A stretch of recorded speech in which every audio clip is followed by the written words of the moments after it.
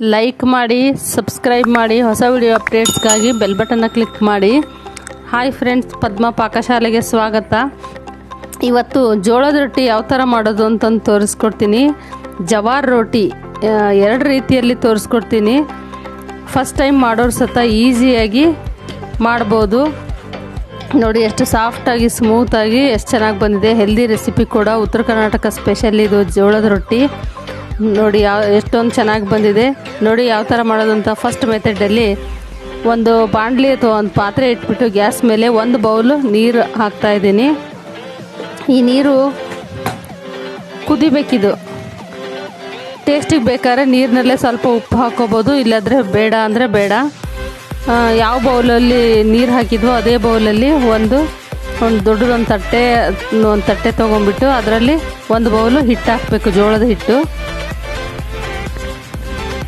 ನೋಡಿರಿ ನೀರು ಕುದೀತಾ ಇದೆ ಇವಾಗ. ಆ ನೀರನ್ನು ಈ ಹಿಟ್ಟಿನಲ್ಲಿ ಈ ಥರ ಮಧ್ಯೆ ಹಿಂಗೆ ಹಾಕಬೇಕೆಲ್ಲ ಸುತ್ತಲೂ ಈ ಥರ ಮಾಡಿಬಿಟ್ಟು ಮಧ್ಯೆ ಹಾಕಿ ಒಂದು ಸ್ಪೂನ್ ತಗೊಂಡು ಇದು ಸ್ವಲ್ಪ ಚೆನ್ನಾಗಿ ಮಿಕ್ಸ್ ಮಾಡಬೇಕು. ಕೈ ಹಾಕಬಾರ್ದು, ಕೈ ಸುಡುತ್ತೆ, ನೀರು ಕುದೀತಾ ಇರುತ್ತಲ್ಲ. ಹಾಗಾಗಿ ಒಂದು ಸ್ಪೂನ್ ತಗೊಂಡು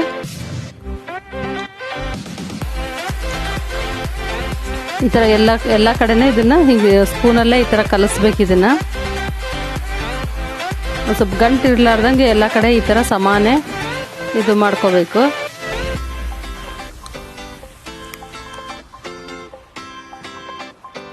ನೋಡಿ ಇಷ್ಟಾಗಿದೆ. ಇವಾಗ ಸ್ವಲ್ಪ ತಣ್ಣಗಾದ್ಮೇಲೆ, ಫುಲ್ ತಣ್ಣಗಾಗಕ್ಕೆ ಬಿಡಬಾರ್ದು. ಸ್ವಲ್ಪ ಬಿಸಿ ಇದ್ದಂಗ್ಲೇ, ಅಂದರೆ ಸ್ವಲ್ಪ ತುಂಬ ಬಿಸಿ ಇದ್ದಾಗಲ್ಲ, ಸ್ವಲ್ಪ ಕಡಿಮೆ ಬಿಸಿ ಆದಮೇಲೆ ಕೈಯಲ್ಲೇ ಸ್ವಲ್ಪ ಈ ಥರ ನಾದ್ಕೋಬೇಕಾಗುತ್ತೆ. ಅದನ್ನು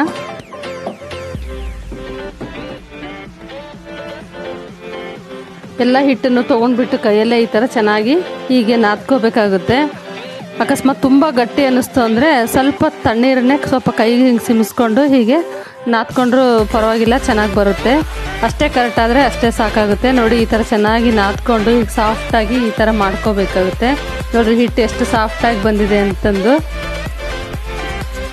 ಇದು ಕೈಯಲ್ಲೇ ಹೇಗೆ ತಟ್ಟೋದು ಅಂತಂದು ತೋರಿಸ್ಕೊಡ್ತೀನಿ. ಈ ಕೈಯಲ್ಲೇ ರೊಟ್ಟಿ ಬಡಿಯೋದು ಅಂತಾರಲ್ಲ, ಇದು ಉತ್ತರ ಕರ್ನಾಟಕ ಸ್ಪೆಷಲ್, ಅಂದರೆ ಕೈಯಲ್ಲೇ ಮಾಡೋದು ರೊಟ್ಟಿ. ನೋಡಿ ಯಾವ ಸೈಜಲ್ಲಿ ಬೇಕಾಗುತ್ತೋ ಆ ಸೈಜಲ್ಲಿ ಸ್ವಲ್ಪ ಉಂಡೆ ಥರ ಈ ಥರ ಮಾಡಿ ಇಟ್ಕೋಬೇಕು. ಇದು ರೊಟ್ಟಿಗೆ ನೀರು ಹಚ್ಚಬೇಕಾಗುತ್ತೆ ಮೇಲ್ಗಡೆ. ಅದಕ್ಕೆ ಒಂದು ಕಾಟನ್ ಬಟ್ಟೆನ ಸ್ವಲ್ಪ ಒಂದು ಪಾತ್ರೆಯಲ್ಲಿ ನೀರು ಹಾಕಿಬಿಟ್ಟು ಇಟ್ಕೋತಾ ಇದ್ದೀನಿ ನಾನು.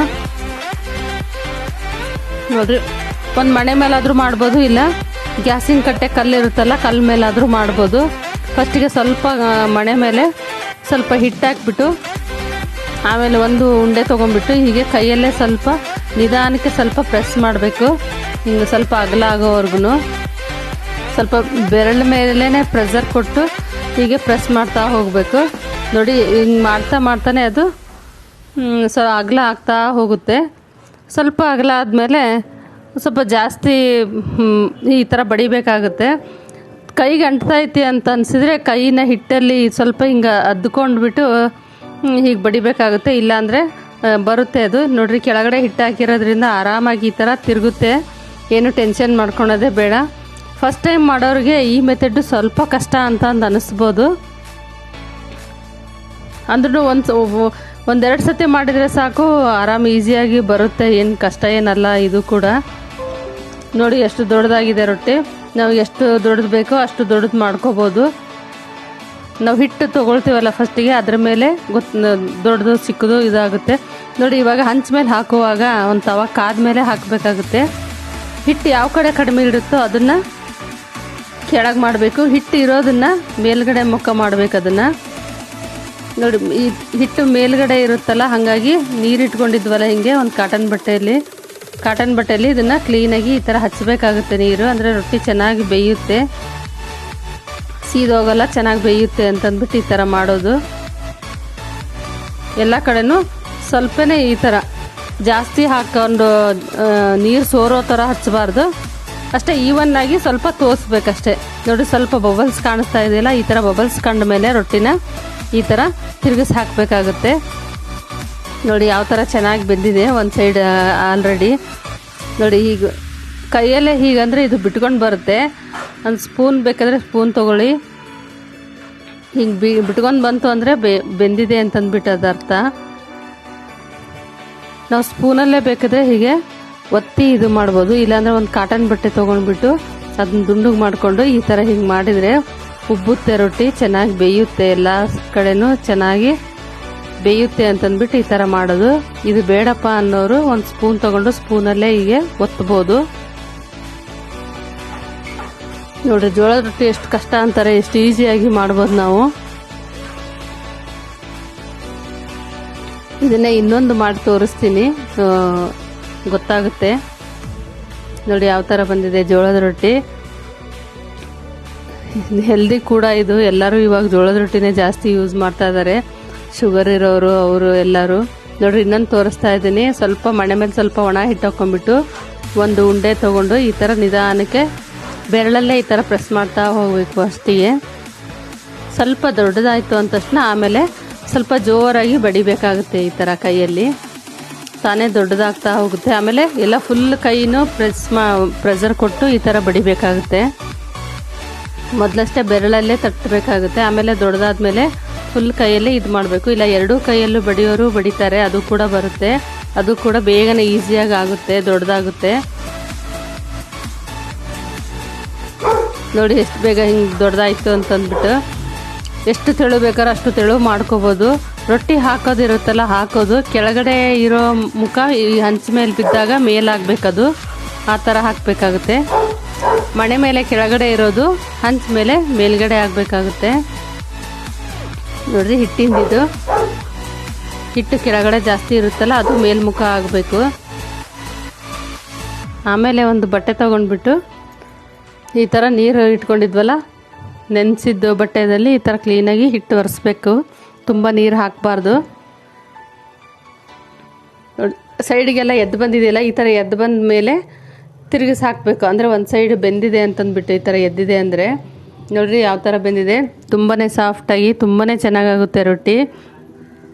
2 ಮೆಥಡಲ್ಲಿ ತೋರಿಸ್ತಾ ಇದ್ದೀನಿ, ಇನ್ನೂ ಒಂದು ಮೆಥಡ್ ಇದೆ ತೋರಿಸ್ತೀನಿ ನೋಡಿ. ಈ ಥರ ಸೈಡಿಗೆ ಸ್ವಲ್ಪ ಹೀಗೆ ಸ್ಪೂನಲ್ಲೇ ಈ ಥರ ಒತ್ತಿದ್ರೂ ಆಗುತ್ತೆ, ಒಂದು ಬಟ್ಟೆ ತೊಗೊಂಡು ಹಿಂಗೆ ಒತ್ತಿದ್ರೂ ಬೇಗನೆ ಬೇಯುತ್ತೆ.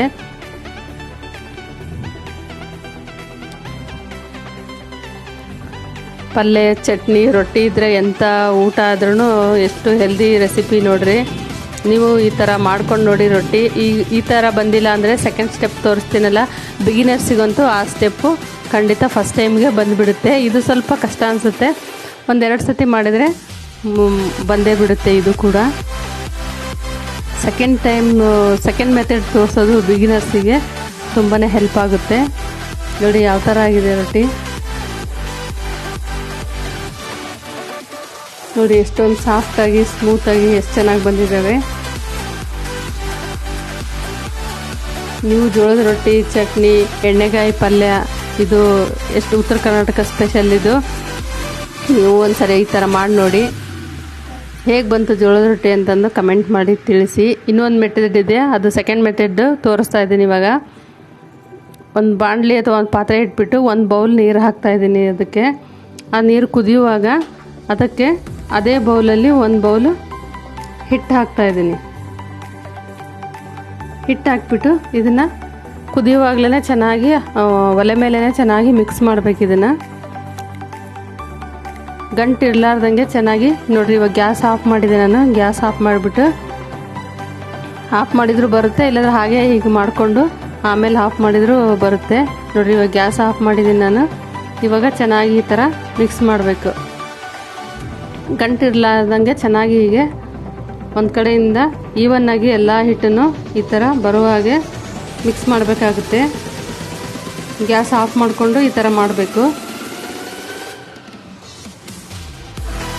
ಇದು ಲಟ್ಟಿಸೋದು ಉದ್ದೋದು ಅಂತಿರಲ್ಲ, ಅದು ಲಟ್ಟಿಸೋದು. ಇದು ತೋರಿಸ್ತಾ ಇರೋದು ನಾನು ಸೆಕೆಂಡ್ ಮೆಥಡು. ಇದು ಬಿಗಿನರ್ಸಿಗೆ ಕೂಡ ಈಸಿಯಾಗಿ ಬರುತ್ತೆ ನೋಡಿ. ಅದು ಮಾಡ್ಕೊಂಡಿದ್ನಲ್ಲ ಆ ಹಿಟ್ಟನ್ನೆಲ್ಲ ಒಂದು ದೊಡ್ಡ ತಟ್ಟೆ ಅಥವಾ ಈ ಥರ ಪರಾತ ಹರವಣ ಅಂತ ಏನಂತೀರೋ ಇದರಲ್ಲಿ ಈಗ ಹಾಕ್ಕೋಬೇಕಾಗುತ್ತೆ.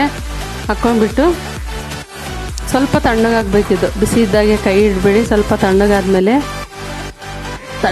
ಅಂದರೆ ಪೂರ್ತಿ ತಣ್ಣಗಾಗಬಾರ್ದು, ಸ್ವಲ್ಪ ಬಿಸಿ ಇದ್ದಾಗಲೇ ಹೀಗೆ ಚೆನ್ನಾಗಿ ನಾದ್ಕೋಬೇಕು ಕೈಯಲ್ಲೇ. ಚಮಚದಲ್ಲಿ ನಾದಿದ್ರೆ ಅಷ್ಟು ಚೆನ್ನಾಗಿ ಬರಲ್ಲ, ನಾದಿದಷ್ಟು ರೊಟ್ಟಿ ಚೆನ್ನಾಗಿ ಬರುತ್ತೆ. ಈ ಥರ ಕೈಯಲ್ಲೇ ಚೆನ್ನಾಗಿ ನಾದ್ಕೋಬೇಕಾಗುತ್ತೆ. ನೋಡಿ ತುಂಬ ಗಟ್ಟಿ ಅನ್ನಿಸ್ತು ಅಂದರೆ ಸ್ವಲ್ಪ ತಣ್ಣೀರನ್ನು ಸಿಮ್ಮಿಸ್ಕೊಂಡು ಈ ಥರ ನಾದಬೇಕಾಗುತ್ತೆ.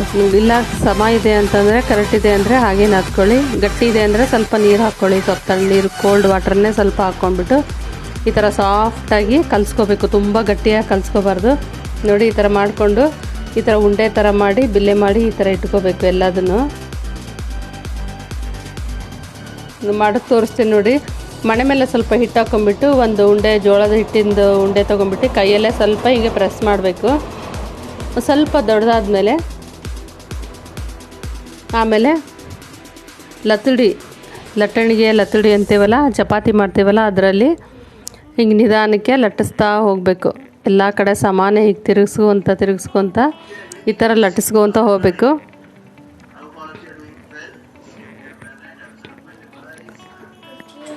ಮಧ್ಯದಕ್ಕಿಂತ ಸೈಡಿಗೆ ಸ್ವಲ್ಪ ಒತ್ತು ಕೊಡಬೇಕು. ಇದಕ್ಕೆ ಸೈಡಿಗೆ ಸ್ವಲ್ಪ ಜಾಸ್ತಿ ಲಟ್ಟಿಸ್ಬೇಕಾಗುತ್ತೆ.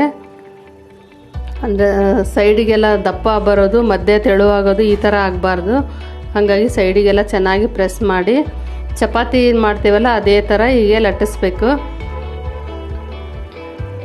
ತುಂಬ ಅಂಟ್ತಾ ಇತ್ತು ಅಂದರೆ ಸ್ವಲ್ಪ ಹಿಟ್ಟು ತೊಗೊಂಡು ಹಚ್ಕೊಳ್ಳಿ. ತುಂಬ ಹಿಟ್ಟು ಹಚ್ಚಬಾರ್ದು ಇದಕ್ಕೆ ಮೇಲ್ಗಡೆ, ಯಾಕೆಂದರೆ ಇದು ಮೇಲ್ಗಡೆ ಇರೋದು ಹಂಚ ಮೇಲೆ ಹಾಕಿದಾಗ ತವಾದಲ್ಲಿ ಕೆಳಗೆ ಹೋಗುತ್ತೆ. ಇದು ನೋಡ್ರಿ, ಇದು ಹಿಟ್ಟಿಂದು ಮೇಲೆ ಬರುತ್ತೆ, ಇದು ಈ ಸೈಡಿಂದು ಮೇಲ್ಗಡೆ ಇರೋದು ಕೆಳಗೆ ಹೋಗಬೇಕು. ನೋಡ್ರಿ ತೋರಿಸ್ತಾ ಇದ್ದೀನಿ. ನೋಡ್ರಿ ಕೆಳಗಡೆ ಇರೋ ಹಿಟ್ಟಿಂದು ಮೇಲೆ ಬಂದಿದೆ. ಇವಾಗ ಆವಾಗಲೇ ನೀರು ಹಚ್ಚಿದ್ವಲ್ಲ ಅದೇ ಥರ ಒಂದು ನೆನೆಸಿರೋ ಒಂದು ಕಾಟನ್ ಬಟ್ಟೆ ತೊಗೊಂಡು ಈ ಥರ ಹೀಗೆ ಎಲ್ಲ ಕಡೆ ಸಮಾನ ಹೀಗೆ ಹಚ್ಚಬೇಕು. ಸಣ್ಣಕ್ಕೆ ಈ ಥರ ಬಬಲ್ಸ್ ಬಂದ ತಕ್ಷಣವೇ ಅದನ್ನು ತಿರುಗಿಸಿ ಹಾಕಬೇಕು. ನೋಡಿರಿ ಜೋಳದ ರೊಟ್ಟಿ ಮಾಡೋದು ಎಷ್ಟು ಈಸಿ ಅಂತ. ಇದು ಬಿಗಿನರ್ಸ್ ಕೂಡ ಈಸಿಯಾಗಿ ಮಾಡ್ಕೋಬೋದು. ಜೋಳದ ರೊಟ್ಟಿನ ಫಸ್ಟ್ ಟೈಮ್ ಮಾಡೋರು ಕೂಡ ತಕ್ಷಣವೇ ಬಂದುಬಿಡುತ್ತೆ. ಈ ಜೋಳದ ರೊಟ್ಟಿ ಆಗೋದ್ರೊಳಗೆ ಹೊಸದಾಗಿ ಯಾರೆಲ್ಲ ನೋಡ್ತಾ ಇದ್ದೀರೋ ಅವರೆಲ್ಲ ಸಬ್ಸ್ಕ್ರೈಬ್ ಮಾಡಿ, ಲೈಕ್ ಮಾಡಿ. ಈ ರೆಸಿಪಿ ಹೇಗೆ ಬಂತು ಅಂತಂದು ಕಮೆಂಟ್ ಮಾಡಿ ತಿಳಿಸಿ. ನೋಡಿ ಸ್ಪೂನಲ್ಲಿ ಈ ಥರ ಮಾಡಿ, ಇಲ್ಲಾಂದರೆ ಒಂದು ಬಟ್ಟೆ ತಗೊಂಡು ಸೈಡಿಗೆ ಹೀಗೆ ಪ್ರೆಸ್ ಮಾಡಿದರೆ ಸಾಕು, ಚೆನ್ನಾಗಿ ಬೆಂದ್ಬಿಡುತ್ತೆ ರೊಟ್ಟಿ. ನೋಡಿ ಯಾವ ಥರ ಬಂತು. ಕಷ್ಟ ಏನಲ್ಲ. ಜೋಳದ ರೊಟ್ಟಿ ಅಂದರೆ ಹೇಗಪ್ಪ ಮಾಡೋದು ಅಂತ ಅಂದ್ಕೊಂಡಿರ್ತಾರೆ. ಏನು ಕಷ್ಟ ಆಗಲ್ಲ, ಈಸಿಯಾಗಿ ಆರಾಮಾಗಿ ಮಾಡ್ಬೋದು. ಹೆಲ್ದಿ ರೆಸಿಪಿ ಕೂಡ. ಬರೀ ಅನ್ನನೇ ಊಟ ಮಾಡೋದ್ರಿಂದ ಹೆಲ್ತು ಬೇರೆ ಹಾಳಾಗ್ತಾ ಇದೆ ಇವಾಗ. ರೊಟ್ಟಿ ಚಪಾತಿ ಇವೆಲ್ಲ ಮಾಡ್ಕೋತಾ ಇರಬೇಕು. ಬರೀ ಚಪಾತಿನೇ ತಿಂದರೂ ಅದು ಕೂಡ ಇದು. ಒಂದೊಂದು ದಿವಸ ಜೋಳದ ರೊಟ್ಟಿನೂ ಮಾಡ್ಕೊಳ್ಳಿ. ಹೇಗಾಗಿದೆ ಇದು ರೆಸಿಪಿ ಅಂತಂದು ಕಮೆಂಟ್ ಮಾಡಿ ತಿಳಿಸಿ. ಓಕೆ, ಬಾಯ್.